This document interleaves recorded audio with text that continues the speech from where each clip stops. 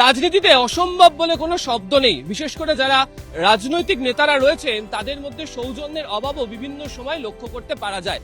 তবে দিলীপ ঘোষের এই নাম নিয়ে চর্চা হওয়ার সাথে সাথে তিনি বিজেপির রাজ্য সভাপতি থাকাকালীন পরবর্তী সময়ে সাংসদ হিসেবেও বা তারও আগে বিধায়ক হিসেবেও তিনি বিভিন্ন সময় নানা ধরনের মন্তব্য করেছেন, যে মন্তব্যের বিতর্ক নিয়ে বিভিন্ন সময় চর্চা হয়েছে। এমনকি মুখ্যমন্ত্রী মমতা বন্দ্যোপাধ্যায় সম্পর্কে তিনি যে মন্তব্য করেছিলেন একসময়, তা নিয়েও তৃণমূল কংগ্রেসের নেতারা তার বিরুদ্ধে বারবার ধরে তোপ দেখেছেন।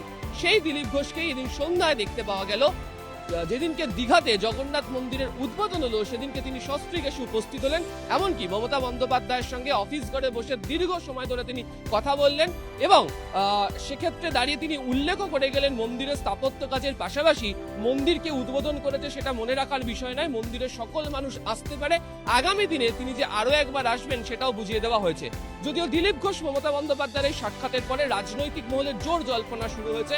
তার কারণ দিলীপ ঘোষের বিবাহের সময়ও মমতা বন্দ্যোপাধ্যায় তরফ থেকে শুভেচ্ছা বার্তা, মিষ্টিগুলি পাঠানো হয়েছিল, ফুল পাঠানো হয়েছিল এবং এদিনকে মন্দির উদ্বোধনের কয়েক ঘন্টার মধ্যে যেভাবে দিলীপ ঘোষ এসে উপস্থিত হলেন, কাকতালীয়ভাবে একই সময় মন্দিরে এসে উপস্থিত হলেন মমতা বন্দ্যোপাধ্যায় এবং দিলীপ ঘোষকে মন্দির ঘুরিয়ে দেখালেন অরূপ বিশ্বাস এবং কুণাল ঘোষ। তা নিয়ে জোর জল্পনা, তাহলে কি কোথাও ফুল বদলের ইঙ্গিত?